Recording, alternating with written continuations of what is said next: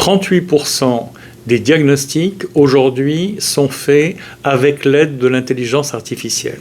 C'est colossal. Bonjour à tous, merci de votre attention. En direct de New York, comme chaque jour, une nouvelle vidéo. Et aujourd'hui, nous allons nous pencher sur l'intelligence artificielle et son impact sur la médecine et sur les technologies de la médecine, sur la chirurgie, etc.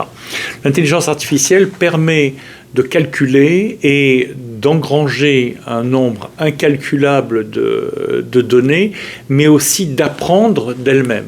Donc, par exemple, si l'intelligence artificielle est utilisée pour établir le diagnostic d'un patient, elle va forcément utiliser les données qui sont en rapport avec ce patient. Donc, à la fin de la visite, elle aura ce qu'elle savait avant, plus ce qu'elle a appris du patient et du raisonnement qu'elle a fait elle-même sur la maladie réelle ou supposée, grave ou pas grave, du patient.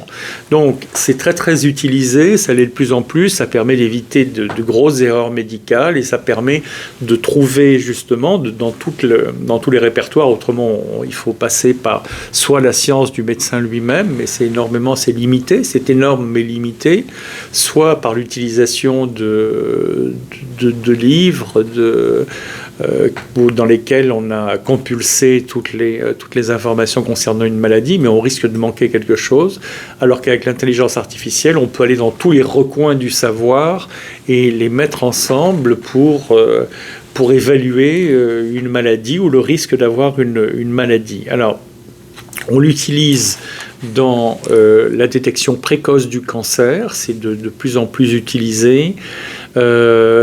C'est utilisé dans le développement des médicaments, puisque il faut savoir que la plupart des médicaments qu'on va utiliser dans 10 ans n'ont pas encore été inventés, et donc il y a de plus en plus besoin de faire des recherches, bien sûr à partir de plantes qu'on va chercher en Amazonie ou ailleurs, mais aussi beaucoup de recherches moléculaires, beaucoup de recherches biologiques, de tests, etc. Et donc on fait les simulations avec de l'intelligence artificielle. L'intelligence artificielle va aussi pouvoir faire des prévisions en matière de coûts financiers des soins, coût des médicaments, coût de la gestion des patients, coût de la gestion d'un hôpital, etc.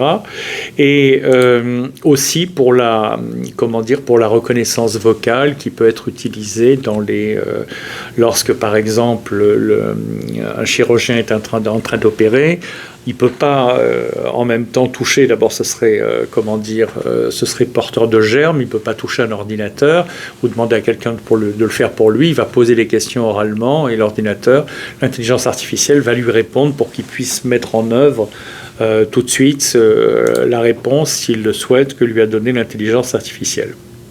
Alors on l'utilise pour la détection précoce du cancer du sein, la détection précoce du cancer du poumon, du cancer de la prostate.